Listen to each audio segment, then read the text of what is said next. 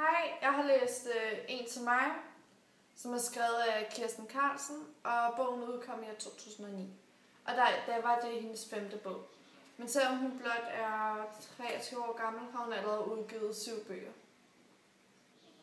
For lige hurtigt at runde Kirsten. Hun blev født i 1988 i Holstebro, og som 14-årig skrev hun sin første roman, som var inspireret af Harry Potter. Hun sendte den afsted til Gyldendal, men først efter adskillige måneder fik hun et kort afslag. Kirsten var ualmindeligt skuffet, men blev heldigvis ved med at skrive. Og så foreslog hendes mor hende i 10. klasse, om hun ikke skulle lave en bog om anoreksi, da hun selv havde døjet med det i hendes yngre år. Og det blev så til bogen Højt Elsket, som var hendes første bog, der udkom i 2005. Og så her i dag er hun i gang med sin uddannelse på Mediehøjskolen i Emdrup.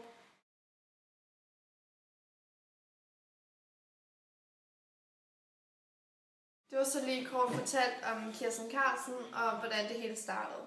Men så for at komme tilbage til bogen, En til mig, vil jeg starte med resumé. En til mig handler om pigen Mathilde, hvor vi følger hende igennem slutningen af 9. og hele gymnasiet.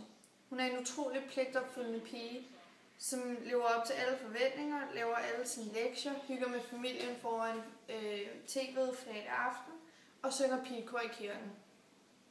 Mathilde er en helt normal teenagepige, der ikke er tilfreds med sig selv. Hun har alt for travlt med at skulle leve op til alles forventninger. Hendes liv har både op- og nedture, men det er altid de dårlige episoder, hun hæfter sig ved, og det ender med at blive for meget for hende. Da hun starter i 1. G og møder den perfekte Victoria, som hurtigt bliver hendes bedste veninde, ændrer det hele så meget hurtigt. Victoria introducerer Mathilde til alkohol, fester og drenge. Midt i gymnasiet går Mathilde til en audition for at komme med i byens musical. Med hendes flotte former, sangstemme og knaldrøde hår, bedømmer instruktøren, at Mathilde er perfekt til rollen. Men Mathilde føler sig ikke god nok og begynder hurtigt at tabe sig. Igennem musicalen bliver Mathilde verdenskendt i hele byen, og hun nyder opmærksomhed. Mathilde møder så en dag Niklas, som er Victorias bedste ven. Niklas og Mathilde bliver hurtigt mere end venner, og Mathilde får det rigtig godt igen og begynder at tage på. Men pludselig går det rigtig dårligt med Victoria og Mathildes venskab. Victoria begynder at vende Mathilde ryggen og svigter hende gang på gang. Herefter står Mathilde alene. Alle går på Victorias side og er ligeglade med Mathilde.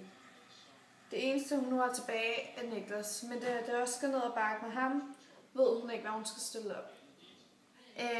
Min vurdering af bogen.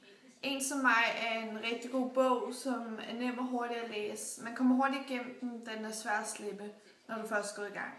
Jeg kunne nemt sætte mig ind i de ting, Mathilde går igennem, og det gør den selvfølgelig også rigtig god. Men jeg synes nogle gange, at den var lidt langtrukken, da forfatteren gentager sig selv og skal i gang. Men jeg kan klart anbefale den til alle sammen. Det var sådan her, hun så ud, hvis nogen havde glemt det. Eller jeg kan nok mest anbefale den til pigerne. Men hvis der er nogen af jer, der vil læse den, er der også en toer, som hedder Den jeg er. Og den kan jeg også klart anbefale. Den er dog lidt længere, men også rigtig god. Her til sidst vil jeg lige slutte af med en idé, jeg fik. Jeg sendte nogle spørgsmål til Kirsten over en mail, og hun var rigtig sød og svarede med sammen, så her er et lille interview. Første spørgsmål. Hvor får du din inspiration fra? Er det kun fra dig selv, eller er du også ude at få inspiration fra andre unge? Min inspiration kommer både fra mit eget liv og mine venner og veninders. Men jeg bliver også inspireret af meget andet, som f.eks. bøger, film og musik. Men hoveddelen af min inspiration kommer dog fra ting, jeg selv har oplevet. Andet spørgsmål. Er du i gang med noget nyt, og hvilken genre vil det så være i? Så svarer hun. Jeg har desværre meget travlt med min uddannelse til tv og medietilrettelæggelse. Derfor har jeg været nødt til at sætte romanerne på standby.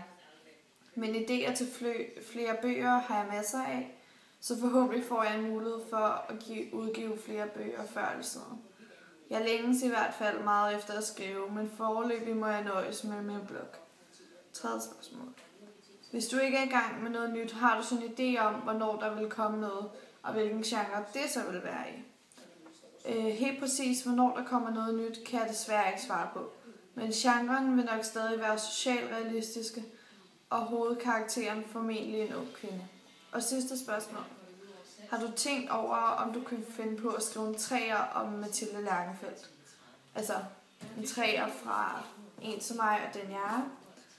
Og så svarer hun, jo, det har jeg da, hvis den rigtige historie dukker op, vil jeg nok også gøre det. Mathilde er en karakter, jeg holder meget af. Jeps, det var så det hele. Ja.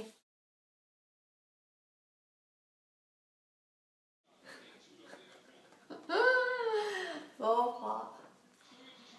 Ej, vi er klar. Prøv lige stop. Mor, du skal. Det var så lige kort fortalt. Ej, giv mig noget. Det var så lige kort fortalt om Kirsten, og om hvordan det hele det startede. Når man så for at komme tilbage, sidder med et hår i det. Nej, det virker så heller ikke. Det synes jeg overgår ikke. Det synes jeg not. Ja, vi er klar om 5. 1, 2, 3. Okay, er vi klar? Så står vi.